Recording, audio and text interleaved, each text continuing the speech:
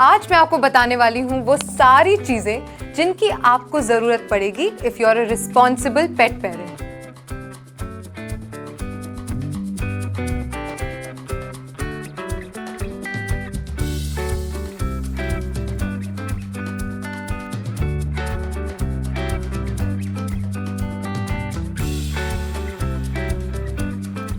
हमारे घर में कभी भी कोई इमरजेंसी आ जाए, हम वो सारा सामान अपने पास रखते हैं जिसकी हमें ज़रूरत पड़ सकती है।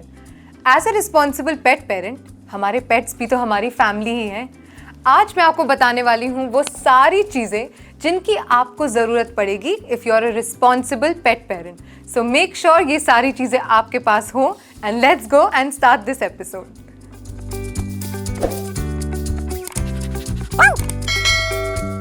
सबसे पहले यू नीड अ बैग या फिर एक ऐसा किट जिसमें आप सारी अपनी चीज़ों को इकट्ठा करके रखेंगे।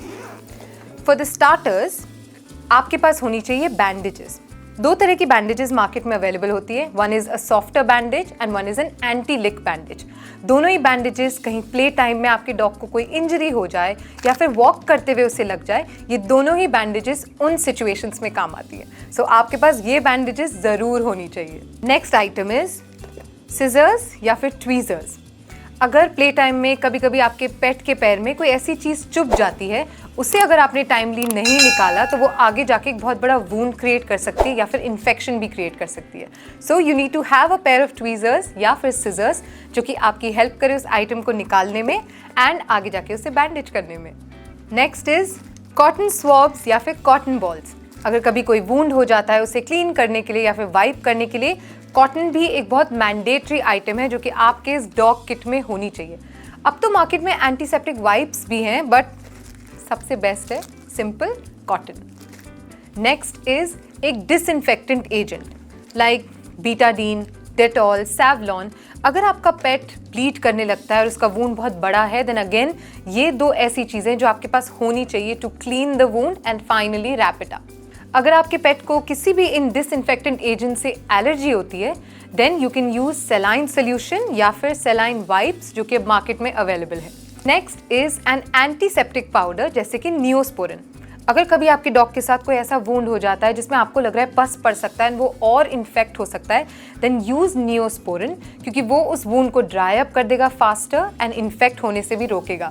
सो ये भी एक ऐसा आइटम है जो इस डॉग किट में आपके होना ही चाहिए। नेक्स्ट आइटम जो कि आपके इस डॉग किट में होना चाहिए आर इमरजेंसी मेडिकेशंस। ये हैं वो 4 तरह की मेडिसिन जो आपको हमेशा अपने इस किट में रखनी है।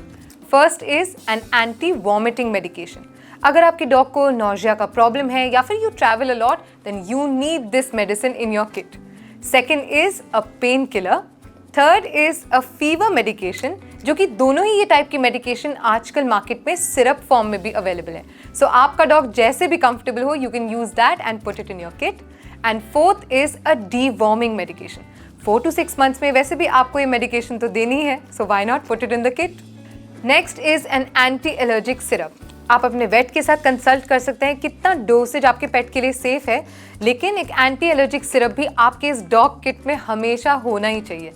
अगर आप वरिड रहते हैं कि मेरा डॉग बहुत जल्दी चीज़ों से एलर्जिक हो जाता है, मुझे नहीं पता मुझे उसे क्या खिलाना चाहिए, then go check out our previous episodes, क्योंकि वुफ पे हमने वेटनरी एक्सपर्ट्स के साथ ऐसे एपिसोड्स बनाए हैं जो आपको बताएंगे what foods are safe for your pet, कौन से ऐसे फूड आइटम्स है जिससे एलर्जी नहीं होती। सो check out our previous episode and don't forget to like, share and subscribe to our channel.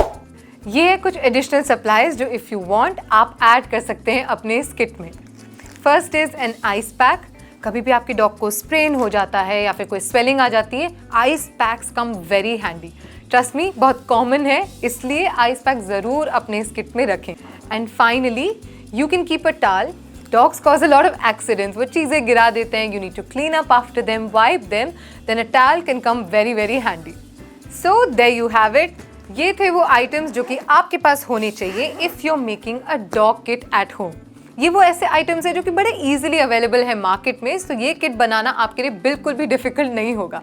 Share this video with your family members, with your other dog loving friends and उन्हें भी एक responsible pet parent बनाइए।